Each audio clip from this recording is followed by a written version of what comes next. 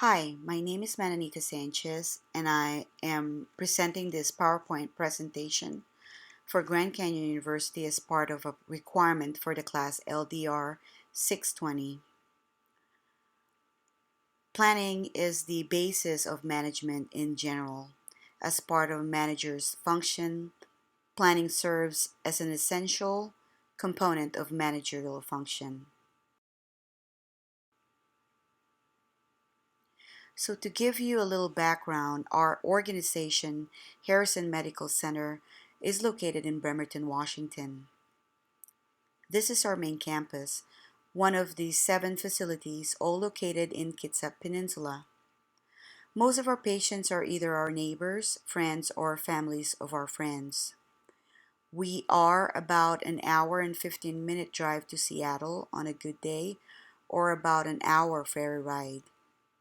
We recently got acquired by a larger healthcare organization as a direct result of the economic downturn. We are now a part of an organization with hospitals in 19 states, over 14,000 acute care beds, about 80 hospitals, 40 assisted living and long-term care facilities, 46 home health and hospice agencies, and accredited nursing colleges. So you can just imagine that we are still currently in the midst of a huge transition that factors in the identified concern that is the focus of this presentation. To make the situation even more complicated, we will soon be moving our flagship hospital to a neighboring city due to a limited real estate area in our existing one. The focus unit, step down open heart progressive care, is one of the 2 units with approximately 150 direct employees in its roster.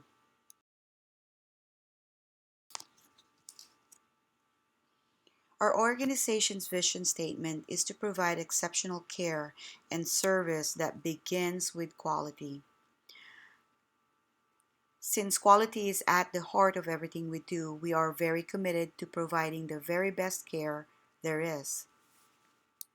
This aligns with our organization's core values, which are empathy, innovation, accountability. The first goal is to assure that all stakeholders involved with the focus units are empowered by seeking proper consultation, which is the time with its direct leadership to professionally discuss areas of concern involving the focus unit, whether directly or indirectly. The second is to encourage middle management that it is essential to meet and collaborate with employees on a regular basis. So these two identified goals are essential to ensure proper and improved communication lines to manifest that all stakeholders' concerns are addressed accordingly. This is with the aspiration of stabilizing nursing management in terms of better defined roles and filling up support while capitalizing on the identified weakness, in this case the communication between employee level and middle management level, and turning it in from weakness due to ineffectiveness to developing it as its strength that would assist the entire change process. Our today's situation.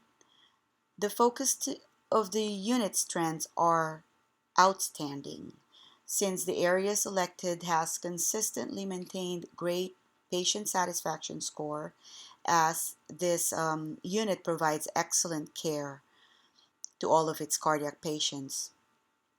Open collaboration with other disciplines such as the attending and consulting physicians and the other upper management proves great rapport, and the ability to proactively monitor patients with higher acuity of care with the assurance of patient safety because the nurses are very knowledgeable and capable along with the support staff. Because of the demand of highly skilled nurses, one of the major weaknesses is its staffing turnover, not just within the frontline workforce but also within the middle management level, which then results to employees' low morale. At a more serious note, where the incidences of insubordination by the employee level bypassing middle management and going straight up to the upper management team, which caused quite a few loss in middle management positions. There are noticeable missed opportunities also for effective communication between the two stakeholder levels, and that was probably originated from the previous leadership, which this new leadership team, reputation wise, inherited all of its negative sides and still currently been trying to resolve them. So then this simply leads to threats. This is then turned into a high priority concern that needed to be addressed first and foremost. The original identified stakeholders were about 25, ranging from the upper management all the way to the patient level, but the focus is between the employee and the middle management level.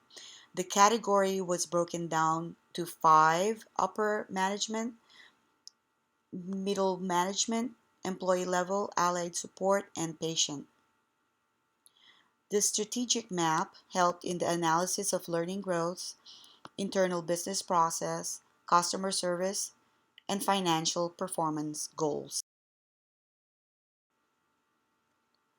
So, how did we get here? There was an approximately 5 to 7% staffing turnover recently due to simple ineffective communication within this focus unit. So, the management tactic known as the management by objectives was selected as its concept is the most applicable to the given situation.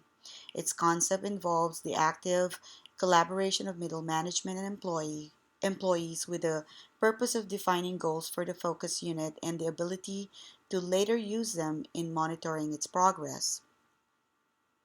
With the use of helpful action plans and the presence of disconnect between the specified levels, the middle management will initiate the process of change as the goal to properly communicate within the unit, organization, and across the board, ensuring all employee level stakeholders to undergo effective communication training upon hiring that will support the promotion of effective communication.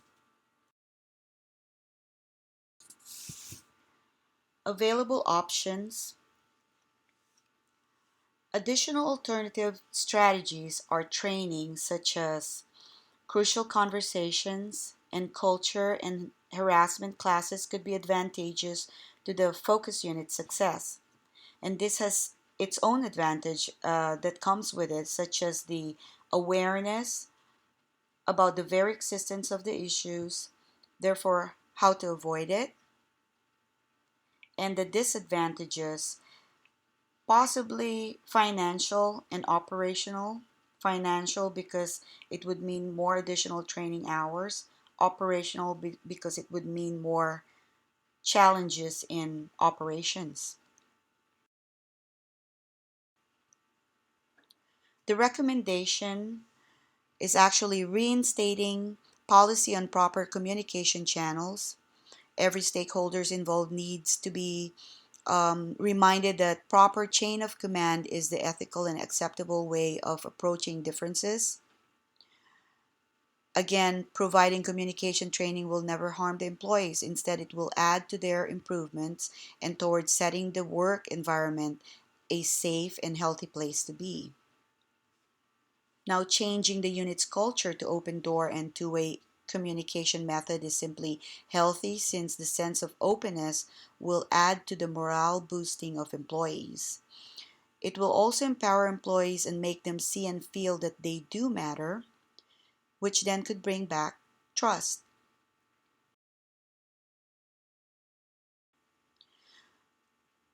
So, for our evaluation, methods used to evaluate the strategy plan are the strategic management and evaluation and the SWOT method as mentioned earlier. Also, the metric usage, percentage comparison turnover, wherein, like this staffing turnover before and possibly 6 months to 9 months after the initiation of the change process should be reevaluated at that time. Control type would be the feedback control. That's it's the establishment of the standard performance and the follow-up within 3 months, 6 months, 9 months, 9 months to 1 year, and again reevaluating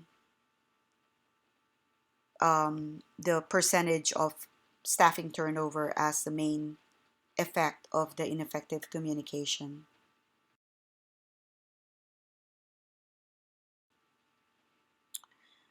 So if you have any questions or comments, I would love to welcome anybody that's inquiring or wanting to address any issues. If not, this would be the conclusion of my presentation. Again, my name is Mananita Sanchez, and these are my references.